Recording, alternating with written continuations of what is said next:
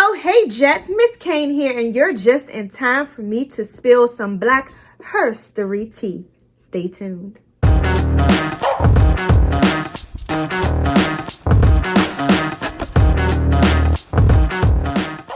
Okay, Jet, so when we think of Black History Month, we can't help but to think of our leaders such as Martin Luther King, Malcolm X, and our good auntie, Rosa Park. Let's get into our good auntie, Rosa Park. We all know her as the woman who refused to give her seat up on a bus to a white man on December 1st, 1955. That decision sparked a movement titled the Montgomery Boycott, but we'll get into that another day. Now, the gag is this. Auntie Rosa wasn't the first person to not give her seat up. I know, sip your tea.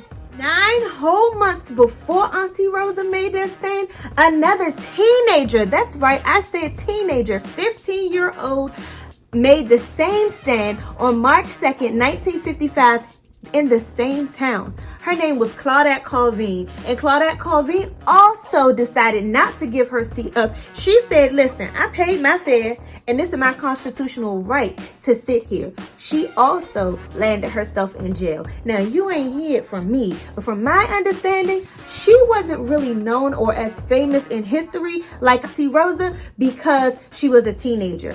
The civil rights leaders felt that if they sparked the movement on her behalf, that a lot of people wouldn't have joined in because it was more so like, oh, she's a teenager. Do I really want to risk my job for a teenager? So they waited, and of course the opportunity presented itself again, and then we have Auntie Rosa. Clutch your pearls for this one. Our good sis Claudette wasn't the first person either.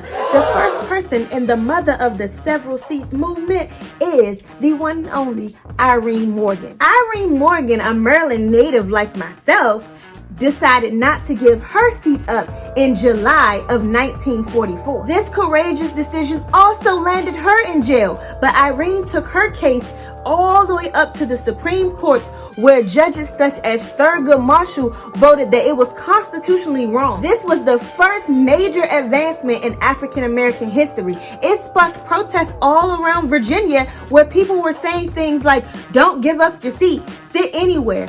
Although this action was ignored, hence we got all the way down to Rosa, where it sparked the Montgomery boycott, it still is a part of our history. So now, every time you ride that bus, you need to remember that there were several seats taken for you to be able to sit anywhere you like without being bothered.